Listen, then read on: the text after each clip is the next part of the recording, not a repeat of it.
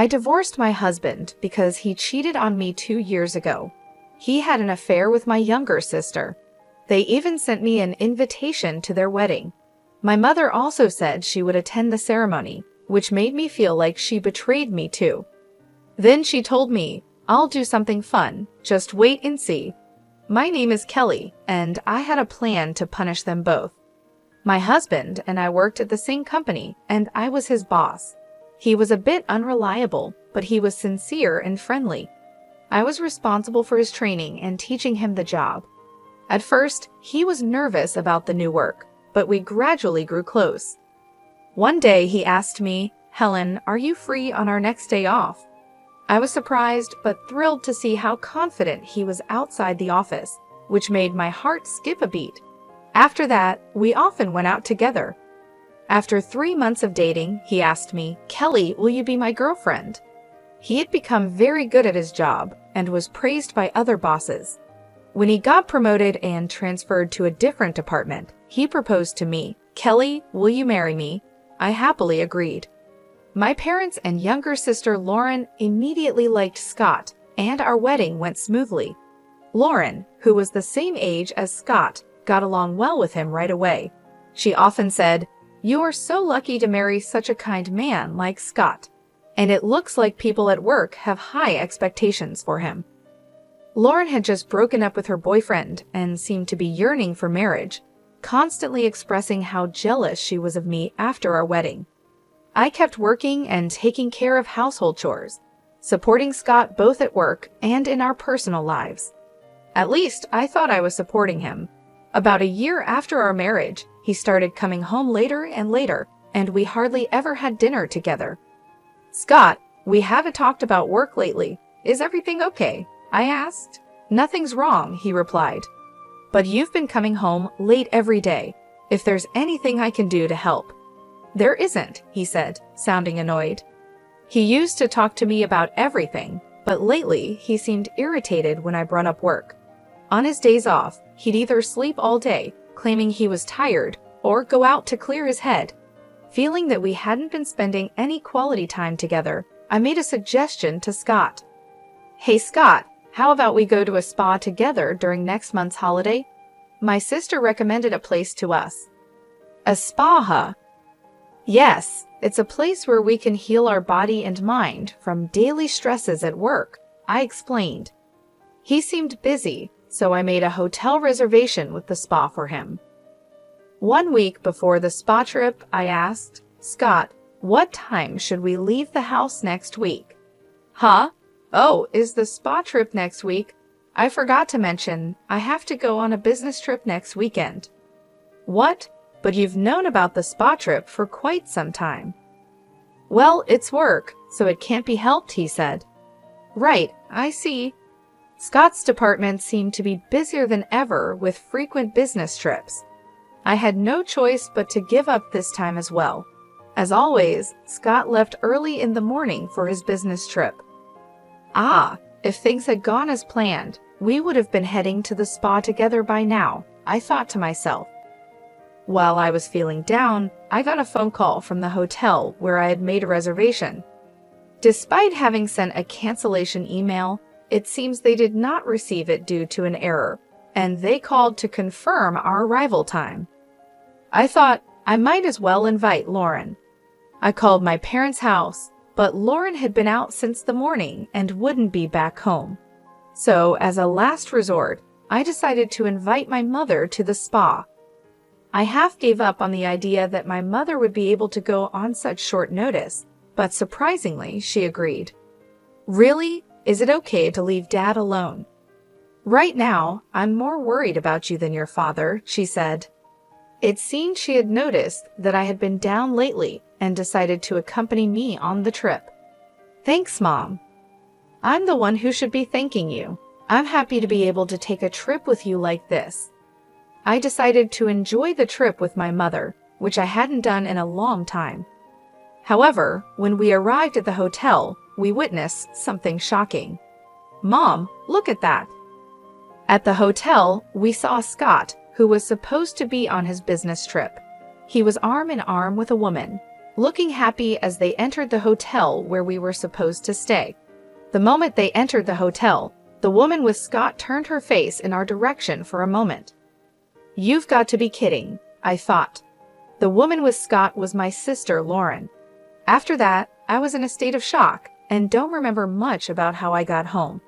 After drinking some tea my mother made for me, my feelings finally started to calm down. He had been deceiving me. Not just Scott, I had also been deceived by Lauren. After calming down, I called Scott's department. As I had suspected, his department had been trying to reduce their workload for the past few years, and they were not making employees go on business trips or do any overtime as much as possible. When I told my mother about the days when Scott came home late or was on business trips, it turned out that Lauren was also not at home during those days. It was all starting to make sense. All those days when he came home late and said he was on business trips, he was actually meeting up with Lauren.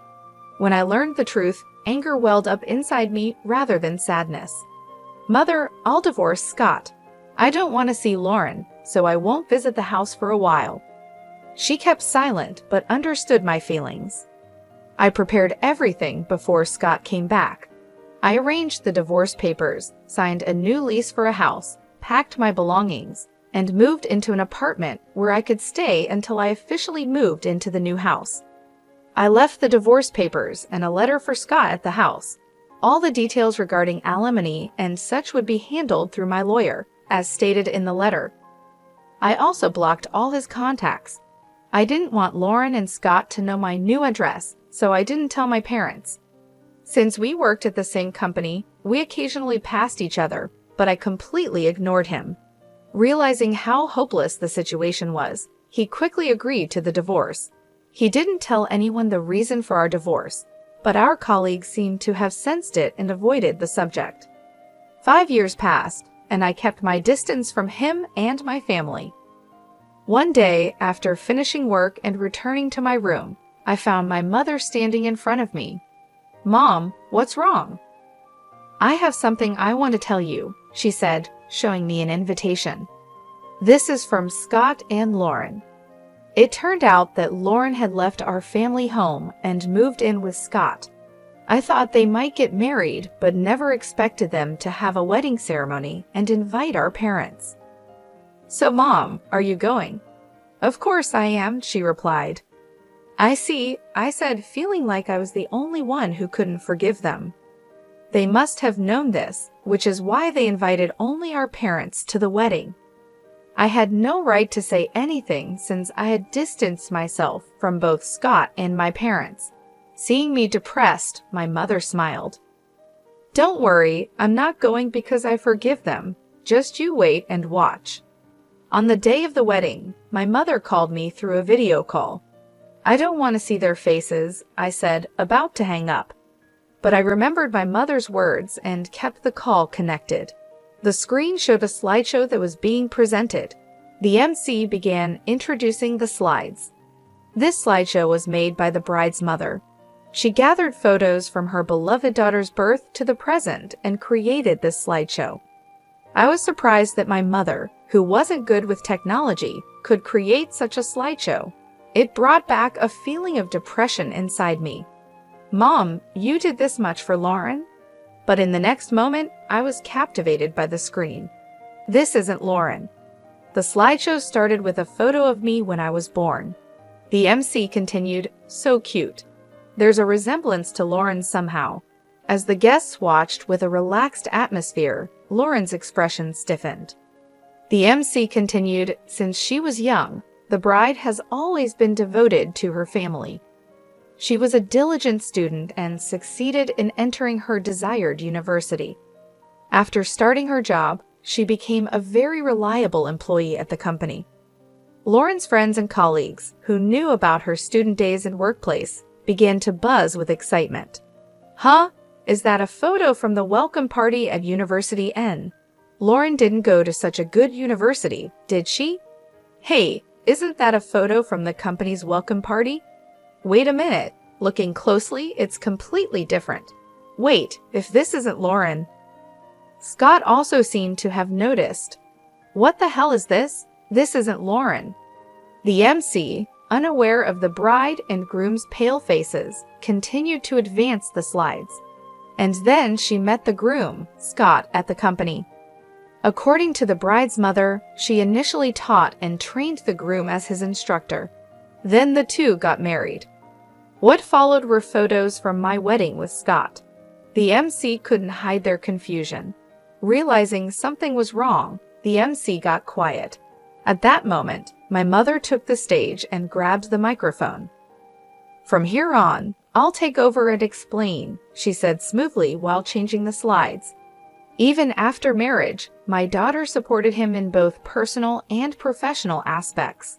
However, due to how busy Scott got, he couldn't find any time for her. So my daughter planned a spa trip to help relieve his stress. "Wait, please," Lauren said, her face pale, and Scott made frantic attempts to stop my mother, but she continued with the slides. The next photo showed Scott and Lauren entering the spa hotel together, looking very close to each other. Finally, the bride and groom appeared in the photos, and both the MC and the guests fell silent. Scott and Lauren looked even more pale. But Scott declined the trip planned by my daughter due to a business trip. He said it couldn't be helped, my mother said, her voice steady and strong. He had to go on a business trip for work, so my daughter invited me to the spa. That's where we saw his affair. When my mother said those words, everyone started to talk and buzz about what she had revealed. "Huh? An affair? And this wedding is for Lauren and Scott, right? Could it be that this wedding is based on their affair?"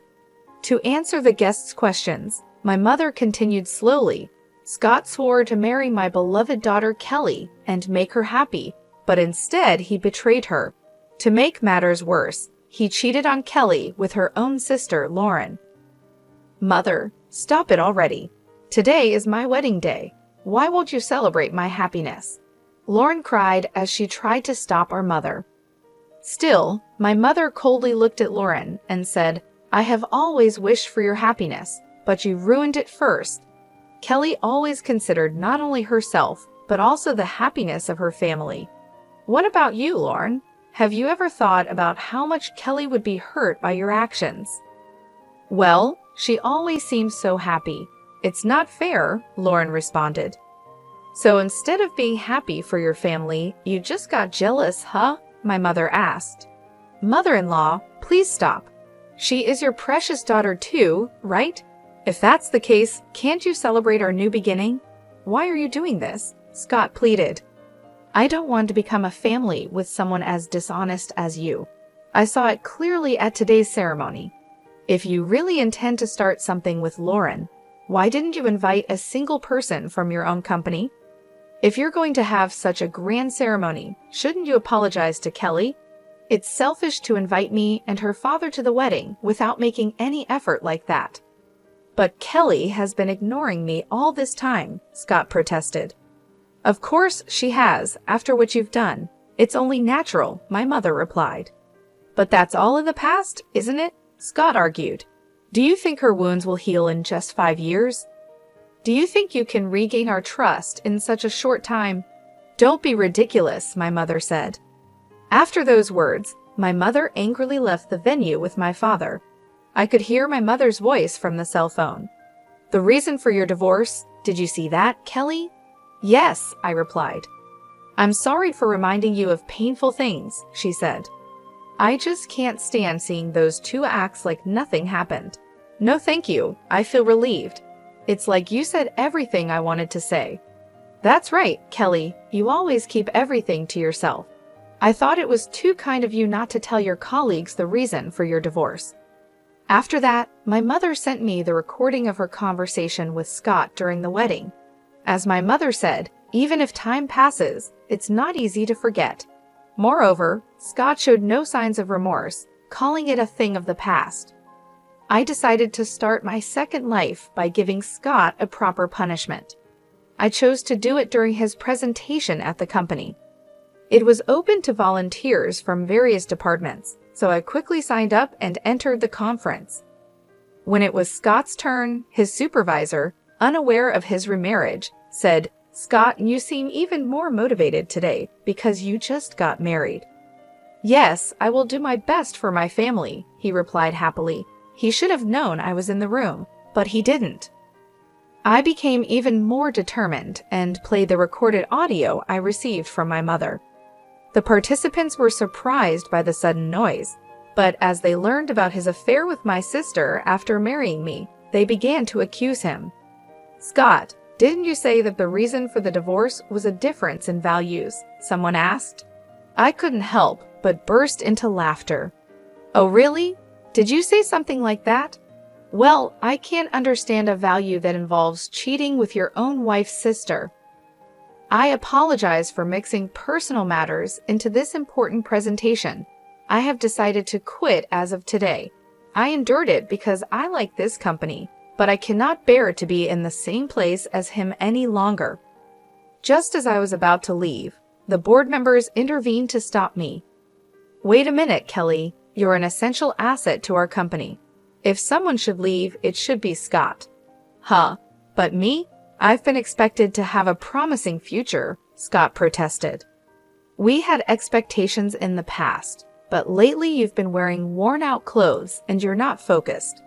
It seems like you've completely lost your problem-solving abilities that you had before. We're not expecting a lot from you anymore," they said. Lauren, who had always been bad at housework and did nothing when she lived with her parents, became a full-time housewife after marriage. Apparently, she left most of the house chores for Scott to do, even when he faced difficulties at work. I couldn't give Scott advice like I used to, and he started causing more trouble at work. The fact that he had cheated on his wife's sister spread quickly within the company, and his reputation went downhill fast. Once respected and seen as a rising star, he was now viewed with suspicion and disdain by his colleagues. His work began to suffer, and he made more mistakes, further tarnishing his image. At the next board meeting, it was decided that I would stay at the company, but Scott would be transferred to a remote area. He was essentially being demoted, with plans to lay him off in the near future. The company couldn't afford to keep someone who had caused so much scandal and trouble. Lauren, who had been enjoying her life as a housewife with his money, quickly abandoned him when she found out about the transfer. She switched to another man without hesitation, thinking she could easily find another way to maintain her lifestyle. However, the man she chose turned out to be a typical freeloader. He had no job and no ambition, and he started living off Lauren's money without contributing anything. Now, Lauren is suffering from his debts. She's desperately working 2 jobs, day and night, just to make ends meet. She's exhausted and miserable, a far cry from the carefree life she had envisioned. She had thought she could escape the consequences of her actions by moving on quickly, but reality hit her hard. As they say, what goes around comes around. If you do something wrong, it will come back to haunt you. Seeing Scott and Lauren in such a state, I finally felt a sense of closure. Watching them struggle, I realized that their betrayal had ultimately led them to their downfall. Scott lost his career and reputation, and Lauren lost her comfortable life. They both faced the consequences of their actions, and it brought me a sense of peace. With this newfound peace, I felt ready to start a new life. I could finally move forward without the weight of their betrayal hanging over me. I was free to build a future on my own terms, without the shadows of the past holding me back. I focused on my career and started taking on new challenges at work. My colleagues, who had seen me endure so much with grace and strength, supported me. I received a promotion, recognizing my dedication and hard work. It was a fresh start, and I was determined to make the most of it. In my personal life, I began to reconnect with old friends and make new ones.